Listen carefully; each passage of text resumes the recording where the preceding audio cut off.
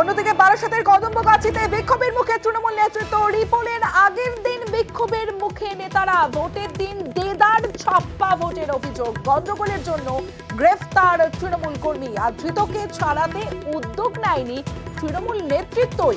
Vote প্রচারে গেলে নেতাদের ঘিরে বিক্ষোভ তৃণমূলের। আমি চাই আমার স্বামী ঘরে ফিরে আসুক, শুধু আমার না আরেকজনও নিয়ে গেছে। তারা বিনা অন্যায়তে চলে গিয়েছে, তাদেরকে কেন নিয়ে যাওয়া হয়েছে? কেন বিনা কারণে এই গ্রামের লোককে উস্কিয়েছে? কেন আমাদের ঘরে ঘরে সব গিয়েছে? ভাঙচুর করতে কেন গিয়েছে? কবিরের লোকজন গিয়েছে, আইসএফ গিয়েছে। টোটাল 30টা বুথের মধ্যে আমাদের নয়নের দাবা পাওয়ার জন্য এই সভাপতি এই চাল চলেছে। তোমরা ভেতর বলেছে তৃণমূল করো, এই আইএসএফ করো।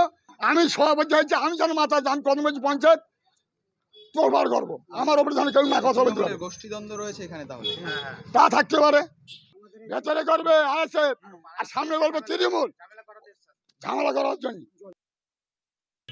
গোটা 15-20 মহিলা, তাদের একমাত্র দাবি হলো কাল দুজনকে ধরেছিল সেই দিতে হবে। এইটা কিন্তু প্রিজাইডিং অফিসারের রিপোর্ট অনুযায়ী তাদেরকে অ্যারেস্ট করেছে পুলিশ, যা বললো। বিক্ষোভ মানে ব্যাপারটা হলো ওখানে দাঁড়িয়ে তাদের একটাই দাবি যে আমাদের দুজনকে ছেড়ে দেওয়া হোক। আপনি একটু সুপারিশ করেন, করে ছাড়িয়ে দেন। এখন একজন জেলা পরিষদের সদস্য সুপারিশ করলেই কারোর বিরুদ্ধে অভিযোগ থাকলে থানা ছেড়ে দেয় নাকি?